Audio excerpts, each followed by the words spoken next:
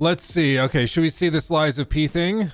Let's see. This is, I mean, again, this is just kind of weird because I don't think I can give my thoughts on the game until my embargo lifts, but I guess we can see what they thought of it, right? Let's see. Lies of P review.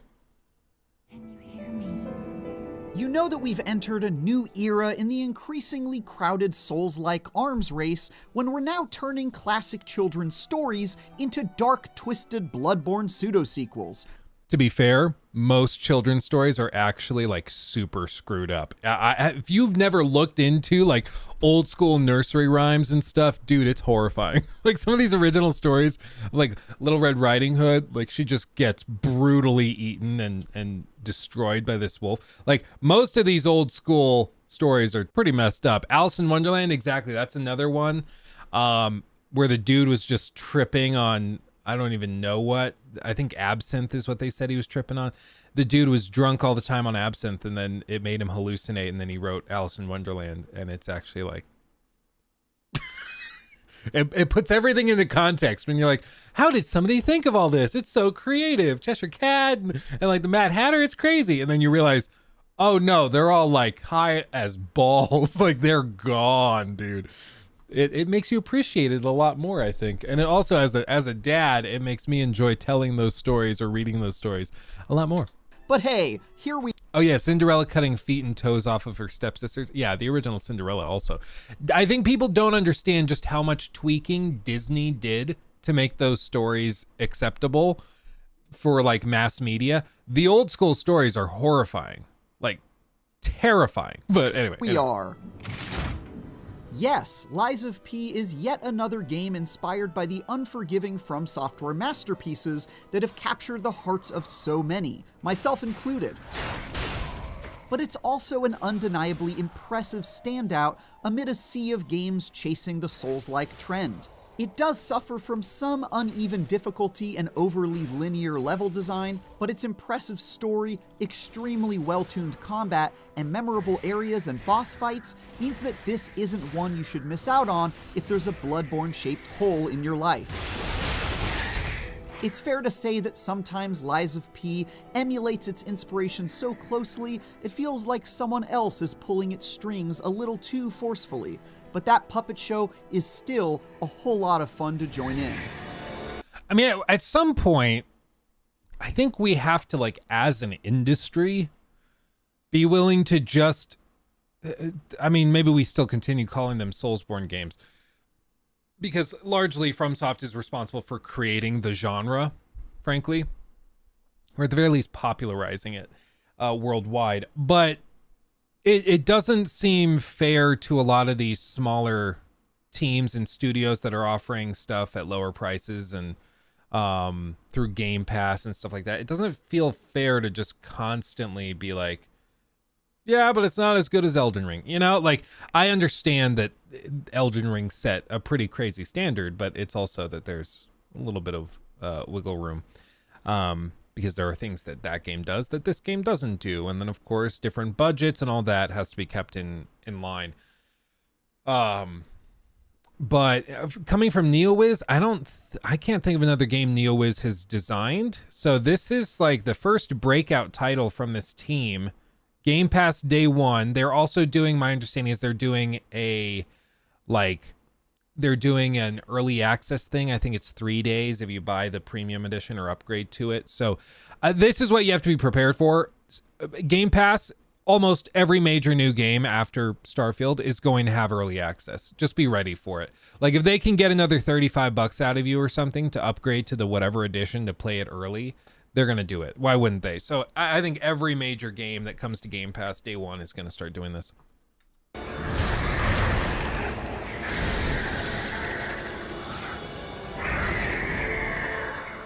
It's both praise and criticism to say that Lies of P follows the blueprint pioneered by From Software down to the finest detail, with precious few deviations. Just look at the UI and menus.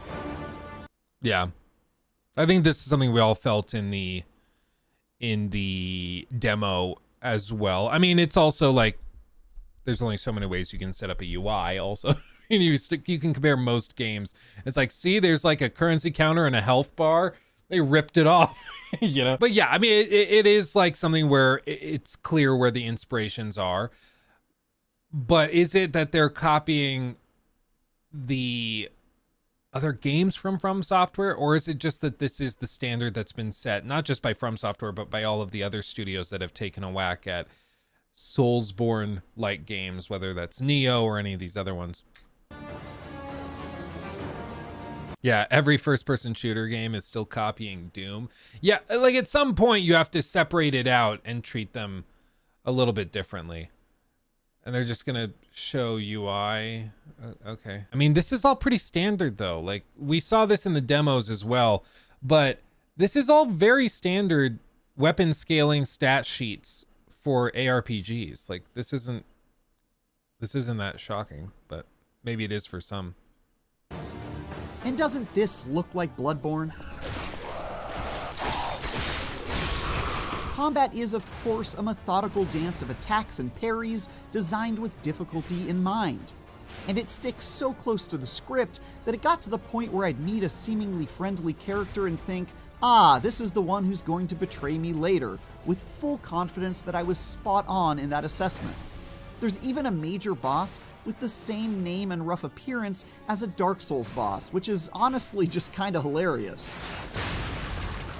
One of the ways it does set itself apart, though, is with its story, which is a dark reimagining of Carlo Collodi's Pinocchio. You know, the story about a mischievous puppet known for telling falsehoods and longing to become a real boy. A real boy! Lies of P's version Which again is like a deeply upsetting story when you pause to think about it. It's like pretty messed up. takes a lot of gory and depressing liberty in its version of the classic tale, but it's got some nice nods to its inspiration. There are these untrustworthy mammals, plus a neat mechanic where you have to choose to tell lies or the truth. That'll have an impact on the outcome of your story. Puppets are a constant source of trouble.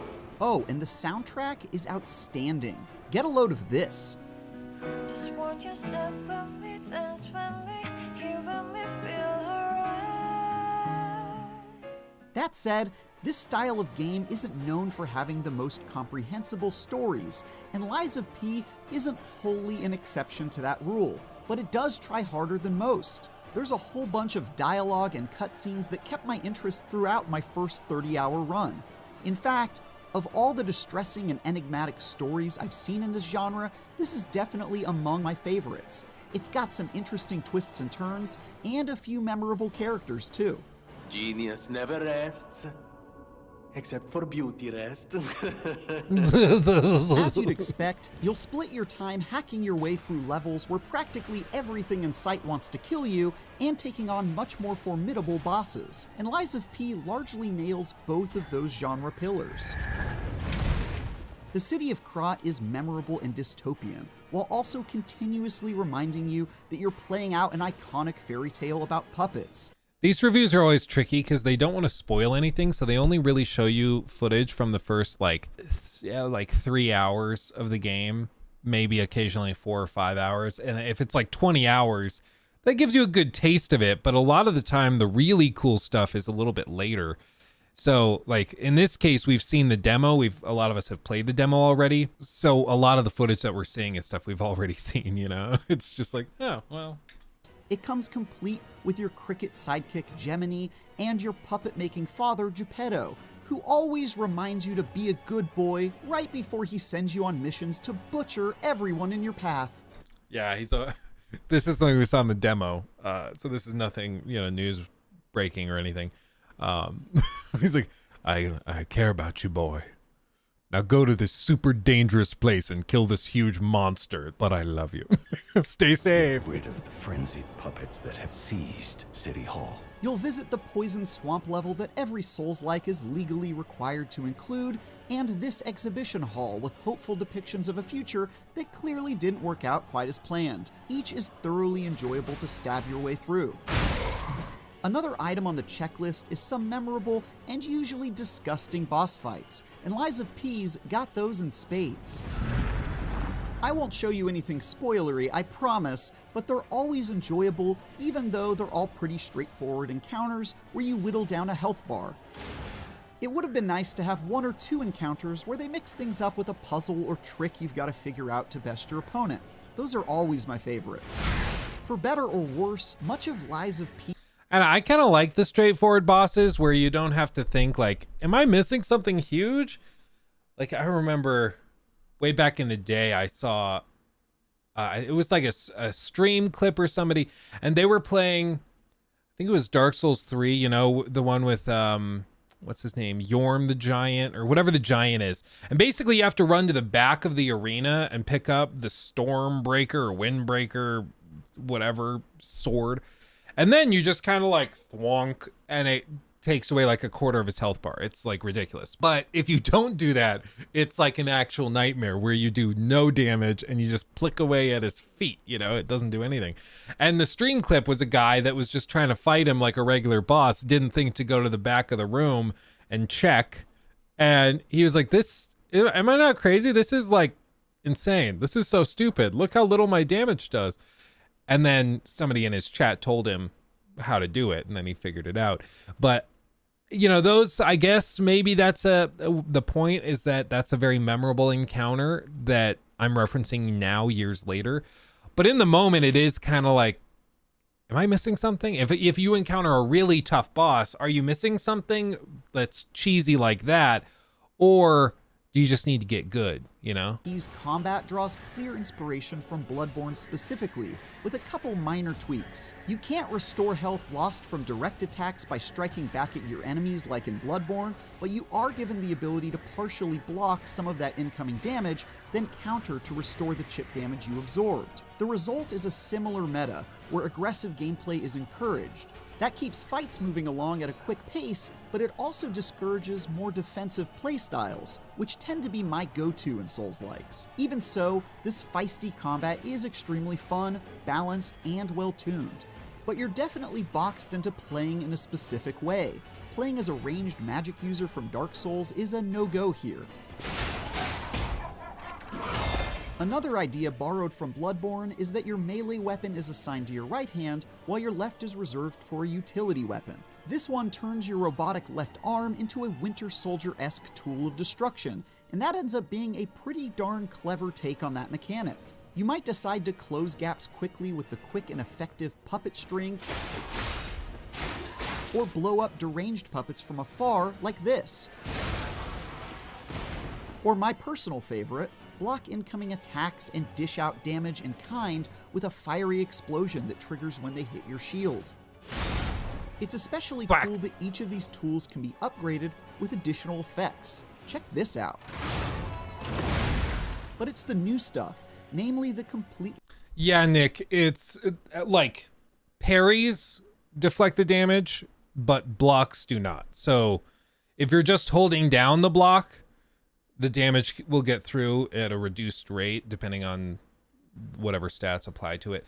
But like you can see even here, so guard abilities, damage reduction rate while guarding. So these you have equipped. But if you parry, then it deflects it fully.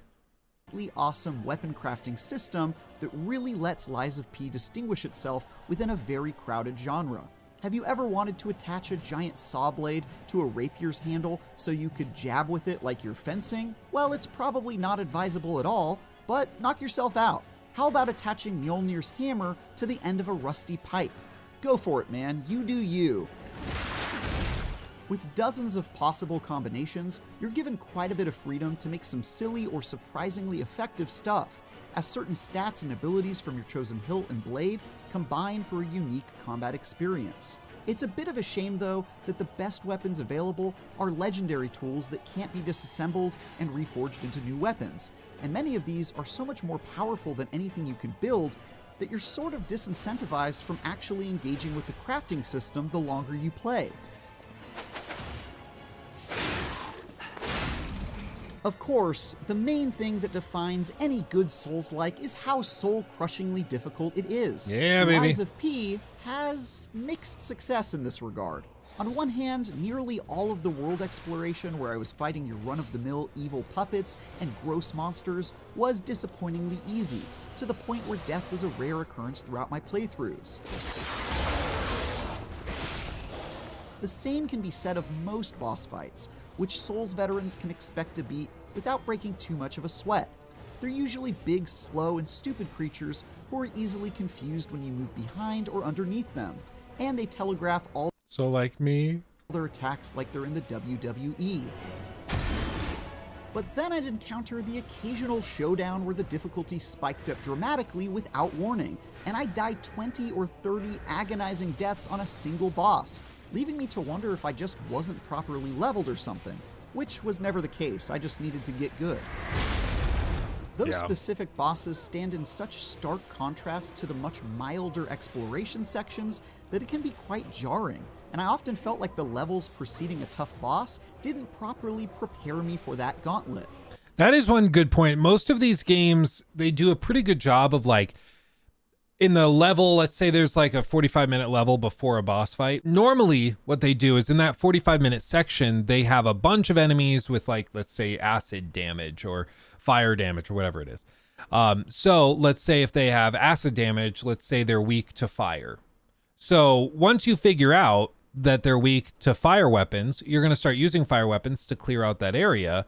And then all of a sudden, like, you have an easy time with it. And then that prepares you for the boss at the end of that level that is weak to fire damage as well, because he's kind of like the king of the acid, whatever characters. And that's something that like you'll notice a lot in Dark Souls and Bloodborne and Elden Ring. They do this all the time where they prepare you for the boss without you even realizing that you're being prepared for it. And in the demo, because I can't talk about my full impressions of the game, but in the demo, we saw this a little bit where it felt like there were the puppet kind of grunt enemies, and then the bosses, there's like the big policeman looking one that was, he dealt out a lot of electric damage, but I don't know what he was vulnerable to. Honestly, I don't know, maybe just blunt damage or whatever. I don't recall.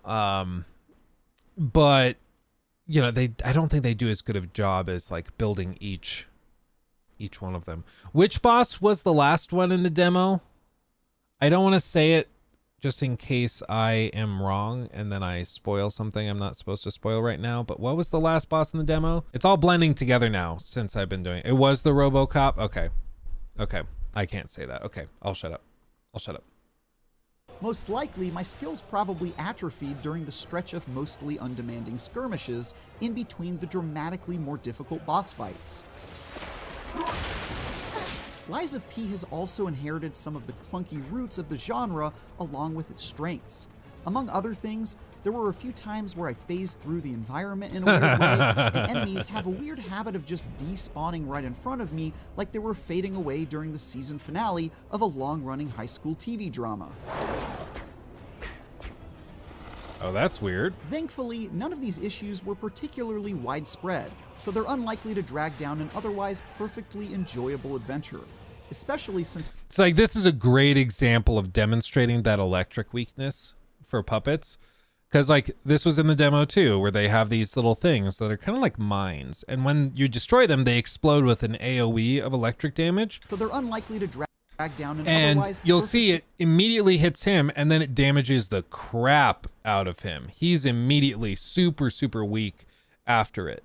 And like this is one of those passive examples of just really well done, well, I guess passive communication to the player of weaknesses. enjoyable The zap, and then look how much that did. Instantly, almost dead, and then the passive Especially effect since takes him out. So if you're just playing the game, you're going to see that and go, oh, so the puppets are weak to electric damage. Okay. And then start using that.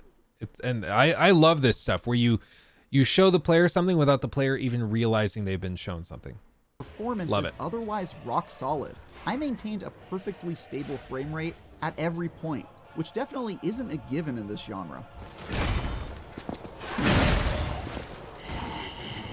Lies of P might not branch out particularly far from its Souls-like inspiration, but like a marionette controlled by a skilled puppet master, it plays the part extremely well, in a wonderfully dark fantasy world. I love all the puns. It must be said that its uneven difficulty didn't always make me feel like an underdog, especially when playing as a brawny, overpowered version of Pinocchio with a massive weapon.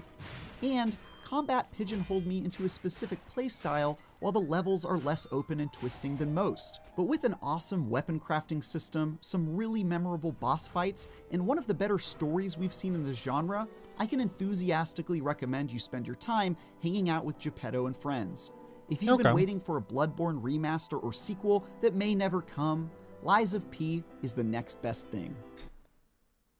I mean, the complaint about it kind of pigeonholing you into a particular playstyle, I think that's true of a lot of the best games in this genre. Like, even if you look at just like Sekiro or Bloodborne, you know, they both have very particular ways you have to play them. Otherwise, it doesn't go too hot.